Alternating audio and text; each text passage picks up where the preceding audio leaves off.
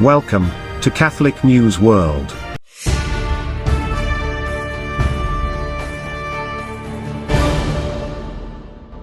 Welcome to Catholic News World. Please subscribe to our channel. My name is Steph. Here are this week's breaking news headlines. A joint message for the 2021 season of creation was released by Pope Francis, Ecumenical Patriarch Bartholomew, and Archbishop Justin Welby of Canterbury. The joint message comes in the midst of the 2021 season of creation running from the 1st of September through the 4th of October, which presents an opportunity to pray and care for God's creation. It also comes as world leaders prepare to meet at the UN Climate Change Conference, 26 Colombian pesos, scheduled to take place in November, in Glasgow, Scotland, to deliberate on the future of our planet. For more than a year, we have all experienced the devastating effects of a global pandemic, all of us, whether poor or wealthy, weak or strong. Some were more protected or vulnerable than others, but the rapidly spreading infection meant that we have depended on each other in our efforts to stay safe.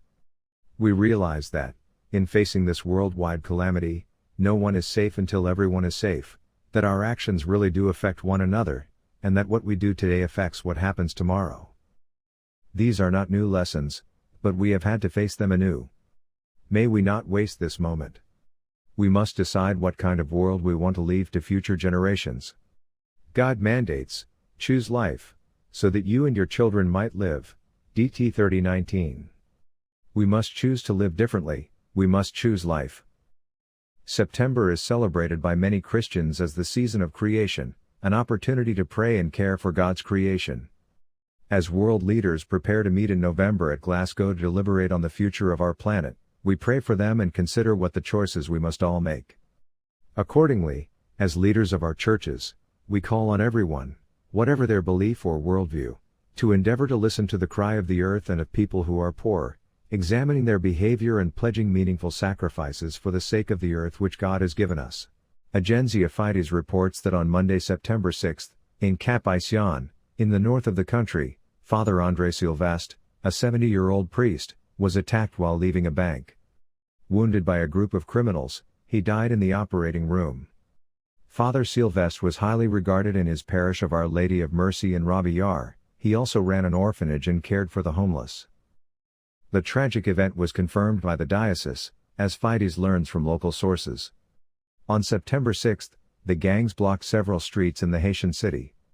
This resurgence of violence, which unfortunately never stopped in Haiti, according to the local press, is due to the murder of Menino alias Guo Wak, number 2 of the Crate de Fay gang, by the police.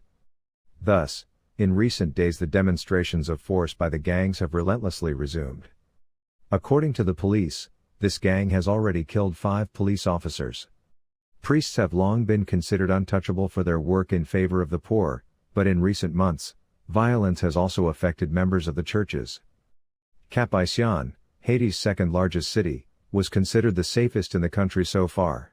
Archbishop Joseph F. Naumann of Kansas City in Kansas, chairman of the U.S. Conference of Catholic Bishops Committee on ProLife Activities, issued a statement on supporting pregnant and new mothers. Archbishop Naumann's full statement follows.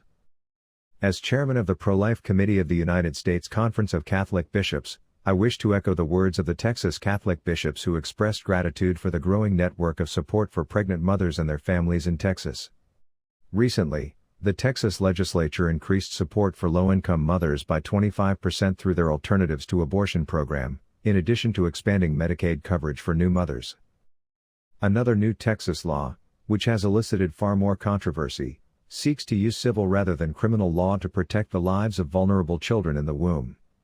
Tragically, the President, Speaker of the House, and other public officials have responded with statements that ignore our nation's sacred interest to protect the life and health of both mothers and their unborn children, instead responding with radical pledges to mobilize the full force of the federal government to block all efforts to protect the life of the child in the womb. And they seek to enshrine into federal law the failed policy of Roe v. Wade, which pits the welfare of mothers against their children. As Catholics, we are committed to working and praying for the conversion of minds and hearts so all people will respect the dignity of the human person from conception to natural death. Our national outreach, Walking with Moms in Need, helps parishes to identify and help provide the full range of needs for mothers and their unborn children, not only during pregnancy, but for years to come. We stand with Pope Francis, who reminds us that killing a child is never a solution to a problem. We advocate for surrounding both mother and her child with love and practical support as the humane response to a difficult pregnancy. To learn more about the Walking with Moms in Need nationwide initiative to serve pregnant and parenting mothers, please visit www.walkingwithmoms.com. Morning Star News reports that Fulani herdsmen and suspected local Muslim extremists killed 40 Christians in and near Jos, Nigeria in attacks on August 25 and August 15, sources said. Armed with machetes and guns, herdsmen attacked the predominantly Christian community of Yelwazongam, Joseph North County on the night of August 25, killing 16 Christians and then burning to death 17 others when setting fire to their homes, area residents said. The dead included 12 children. Yelwazongam resident Beatrice Pata confirmed that 33 Christians were killed in the attacks in the area, which is near the University of Jos, while several others received hospital treatment for injuries. Pata said he lost 2 members of his family in the attacks. Those of us who survived this attack need urgent supply of food items and temporary shelter, as most of our possessions were burned and looted by the herdsmen, Pata told Morning Star News. Johnson Joro, a top leader of the predominantly Christian Anagata people in Jos, confirmed the attacks, as did area resident Jeremiah Belush. Belush said the herdsmen shot Christians as they slept in their houses at about 10 p.m. Corpses have been taken to the mortuary, Belush said. We are still making efforts to recover more corpses from several houses which the herdsmen also set ablaze. The situation is really bad for us. 3 Christian university students in Jos were killed on August 15 by suspected local Muslims, as were 4 other Christians in and near Jos in separate attacks, sources said. The 3 Christian students of the University of Jos were identified as Doris Beatrice Danboy, Bagu Christopher, and E.A. Abuma Shedrack.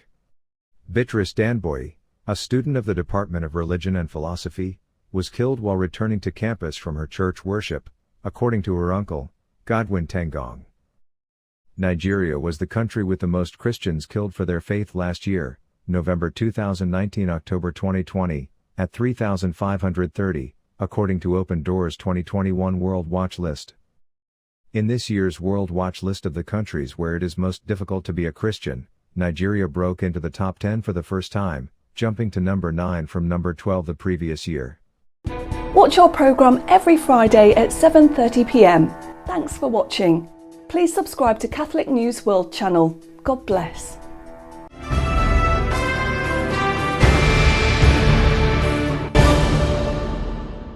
Please subscribe to Catholic News World's YouTube channel. Thanks and God bless.